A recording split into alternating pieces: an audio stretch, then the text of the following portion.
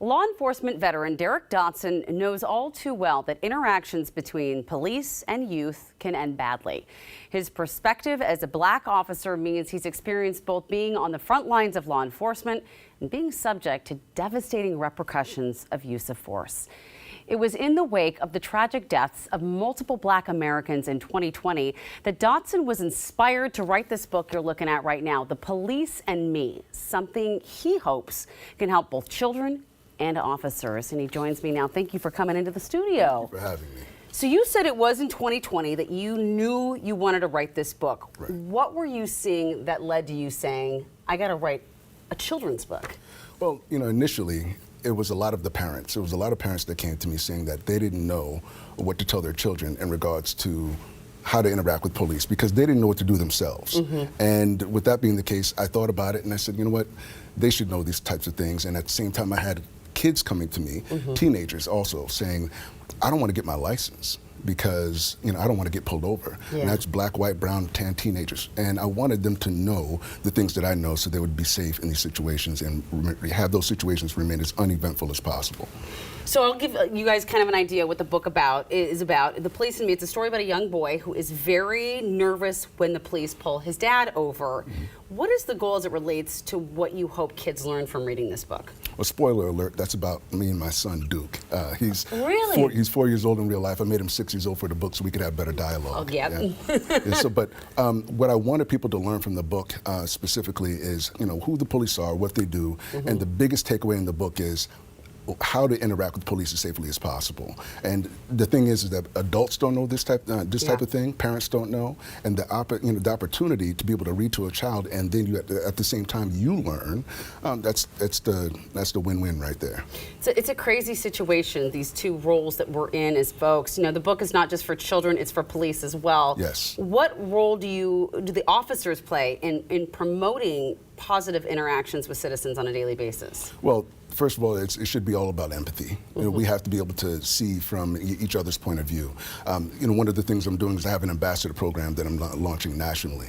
And so police departments are going to be able to buy the book and they're going to hand them out to kids around the country. And at the same time, that gives an opportunity to be able to interact and to teach and be able to talk about the book, about what they do. This is a great opportunity to learn, but it's also an opportunity to kind of fix the division, to work towards healing after all the things that we've been through in the last couple of years. And speaking of that, some might think that maybe a children's book glosses over some of the very real problems between police and young black men. I'm sure you've heard some of these concerns. What is your response? Well, I mean, race does have a part of it. It has something to do with it. But, and I've experienced a lot of these things myself. Although I've worked in law enforcement, I've also been pulled over more than 4 dozen times in my life. My cousin was also killed by police. I've had an opportunity to talk to people who have suffered in these types of different experiences. But at the same time, I want to make sure that people have the information that I have about this. When you look at, if it's only race that we look at, and we don't get beyond race, we don't fix anything. Race has a lot to do with it, right? There's some to do with it. It's disproportionately affected African Americans and Black Americans, but it affects all of us. The law, affects everyone. So I want to make sure that everyone knows these things. And so when we get deeper and we start talking about the law, when we start talking about police policy, we start talking about procedures and things like that, culture, then we start fixing things. But if we stay at race, we don't fix anything. Yeah. Another layer to this, as I was doing some research for the book, I came across a really fascinating review to your book on Amazon. I don't know if you'd seen it. One parent wrote, "Finally a kid's book about cops that is not propaganda." They said the person went on to say that they have an 8-year-old with autism, and then they worry that that this could lead to horrible interactions with their child and the police in the future, but they said that they're grateful that the book actually educates kids on these interactions. Is this the type of feedback that you hope for? Absolutely, absolutely. And that's something else that I've been talking to people about, some autism experts around the country, and that talk about autism and interactions with law enforcement. They say, black, male, and autistic are the dangerous 3. And so having, knowing what to do in these situations for parents, and at the same time having an opportunity to be able to teach people what these situations might look like and how to interact. What should that engagement look like?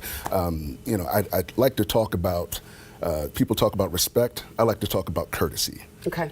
Right. A lot of people talk about respect and obey police officers. Respect is one thing, but respect has to be earned, both ways. Yeah.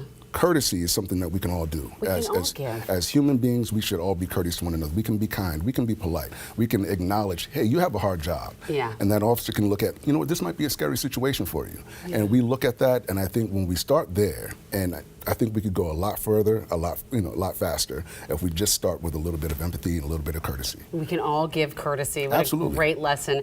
I can't thank you enough for coming here today and for sharing this and for the book. You can find it now. I found it on Amazon. You can find it in many, many places. So thank you so much.